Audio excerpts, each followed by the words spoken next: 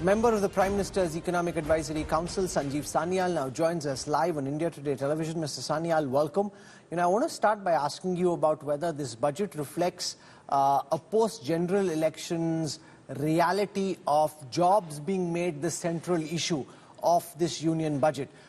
So far, there was always some emphasis on jobs, but in the manner in which jobs have been made front and center of the political economy agenda, the government, is that an admission that this is really this government's #1 issue to deal with in these 5 years? I think there are many things that come through. I think the first and most important thing as an economist that came through is the fact that the continued emphasis on macroeconomic consolidation. The fiscal deficit, as you saw, is now below 5% of GDP, non-trivial achievement. So I think I would put that as the single most important thing. The second big thing that came through is the continued emphasis on growth, whether it's coming through from the government's continued spending on infrastructure, the effort to get private investment going again, whether removal of angel tax is one of those efforts. And yes, of course, jobs. I mean, that's always a very important issue for any government in India. So, big effort being put in to make sure first-time job seekers are given a way to enter the job market, because everybody complains there are not enough skills, and the best way to get skills is to get people actually working and learn on the job. No, but let's deal with the employment-linked incentives that have been created and your expectation of how many more jobs may be created through these financial incentives, because companies typically decide how many people they want to employ based on their outlook for growth, based on their outlook for revenue, based on what their assessment of demand is. Because the government decides to now give this financial incentive, will it achieve the objective of actually creating new additional jobs? Well, presumably because the government is providing a significant amount of support to hiring new people in multiple ways. I mean, one is providing direct support to the salaries. The other is this apprenticeship scheme and many other ways in which we have done. I mean, you have all the details. The idea being the following is that get young people into the system. And while we still need to fix various other things, simply getting their hands dirty through apprenticeship schemes and other things is a critical part of getting young people into the particularly manufacturing sector, but other sectors as well. How do you respond to this political criticism that the BJP think tank, all the economists there, didn't have fresh ideas of their own? They had to look at the Congress's manifesto, say Congress leaders, for ideas like employment-linked incentives, for doing away with the angel tax, for bringing in, you're not calling it the apprenticeship program, but the, the incentives for internship. They're saying, yaar, ye to hamara hai, inhone hamara copy kar liya. So I presume they like all these policies, so I'm glad that they are in favor of all these policies. So that's great. Where those ideas came from is irrelevant.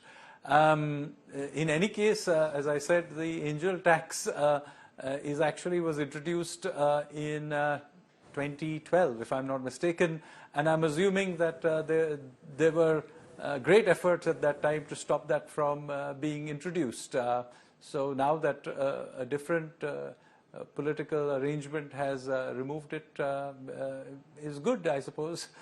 if they couldn't do it in 2012, at least in 2024 it has been removed by another group of people. Okay, my colleague Saurav Majumdar has a question for you. Saurav. Mr. Sanyal, there is, while the 2.1 lakh crore dividend bonanza has really helped this budget, and it is quite commendable that 4.9% is the fiscal deficit target set. Now, this is a one-time bonanza. You can't, it's not really possible for the RBI maybe to keep doing that year on year. Do you think the glide path in that sense is realistic and will be achieved? Because the finance minister has talked about reducing the borrowing limits every year and going down the, reducing it every year and, under 4.5% in the next year. So do you think that is realistic? Because this year has been particularly helped by the RBI. Well, do remember that there's been significant buoyancy in tax collections. So that is an important factor.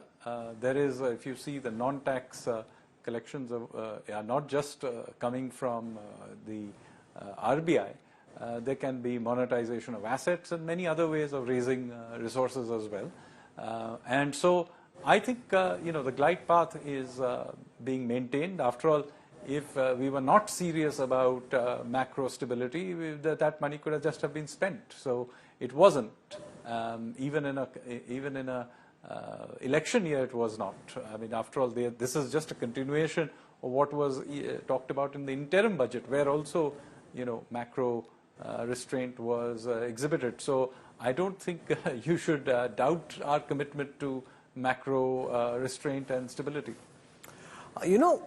We heard from the chief economic advisor, Dr. Anant Nageshwaran, about FDI from China, that in any case, trade with China is getting imbalanced, and therefore, there is a case to be made for allowing foreign direct investment in some sectors from China. So at least there is manufacturing happening, there's job creation happening in India, rather than just through trade. Because in several product categories, Chinese products are useful for Indian supply chains. Now, this is at odds with what we've been hearing from the likes of the Defense Minister, the External Affairs Minister, who say till status quo is not restored along the line of actual control, we can't have business as usual. So how do you look at these two different, contrary impulses from two wings of the government, the External Affairs Minister saying something quite different philosophically to what the economic advisor is arguing? I don't think they're in contradiction. I mean, we will restrain and put some restraint on certain kinds of investment from China and other countries with whom we have difficult geopolitical relationships. That doesn't mean that we will not trade with them or even allow investment from them. If it is not an area which we think is, there are some issues as far as, for example, in the areas of communications, we may have some concerns. But if a country, such a country, wants to invest into a bridge, then so be it. Why should we restrain them? So I think these things need to be done nuanced. We cannot wish away the Chinese. After all, we do trade with them. They're our biggest source of import. So it's not like we have simply stopped dealing with them. They are the world's second largest economy. They are still and on their way to becoming the largest, and we will have to deal with them.